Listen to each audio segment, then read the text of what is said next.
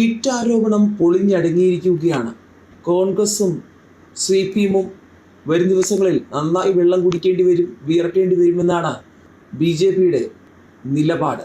മണലൂരിലെയും വാടാനപ്പള്ളിയിലെയും kit ആരോപണം പൊളിഞ്ഞു. സത്യം പുറത്തു കൊണ്ടുവന്ന ചില മാധ്യമങ്ങൾ രംഗത്ത് വന്നിരിക്കുകയാണ്. മണലൂരിലും വാടാനപ്പള്ളിയിലും BJP കിറ്റ് വിതരണം ചെയ്തുവെന്നാരോപിച്ച് രംഗത്തിറങ്ങിയ നേതാക്കന്മാരുടെ വാദമുഖങ്ങൾ പൊളിച്ചടുക്കി CCTV ദൃശ്യങ്ങളുമായി BJP രംഗത്ത്.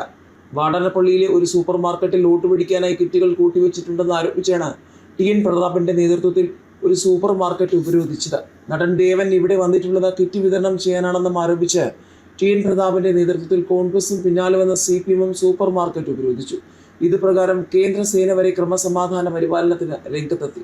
പക്ഷേ ഒടുവിൽ സൂപ്പർ മാർക്കറ്റിലെ CCTV ദൃശ്യങ്ങൾ പരിശോധിച്ചപ്പോൾ നടൻ ദേവൻ ഈ സൂപ്പർ മാർക്കറ്റിലേക്ക് വന്നിട്ടില്ലെന്ന് മനസ്സിലായി. ഇതോടെ കാലിക്കവറുകൾ ഉയർത്തിക്കാട്ടിയാണ് BJP-ക്കാർ പ്രകടനം നടത്തിയത്. സൂപ്പർ മാർക്കറ്റ് ഉടമ സുഹൃത്തായതിനാൽ ദേവൻ ആ വഴി അദ്ദേഹത്തെ കാണാൻ വന്നതേയുള്ളൂ എന്ന് മനസ്സിലായതോടെ TN പ്രതാപനെ തന്നെയാണ് പോലീസ് അറസ്റ്റ് ചെയ്ത് നീക്കിയത്.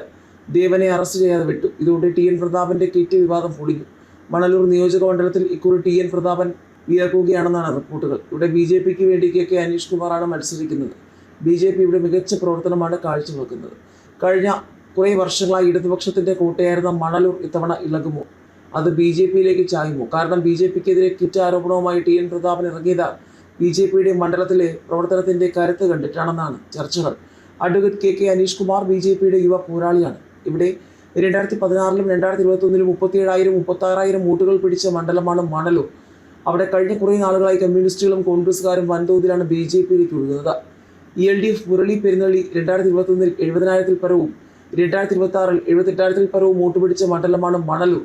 ഇവിടെ കോൺഗ്രസിന്റെ വോട്ട് ബേസ് ക്രമേണ കുറഞ്ഞു വരികയാണ്. 2021-ൽ 51,000 വോട്ടുകൾ ഭൂരിപക്ഷം ഉണ്ടായിരുന്നെങ്കിൽ 2026-ൽ 48,000 വോട്ടുകളേ ഉള്ളൂ. ഇവിടേക്കാണ് ഇതുവരെ തെരഞ്ഞെടുപ്പിൽ വിജയിച്ച ചരിത്രം മാത്രമുള്ള TN പ്രതാപൻ കടന്നു വരുന്നത്.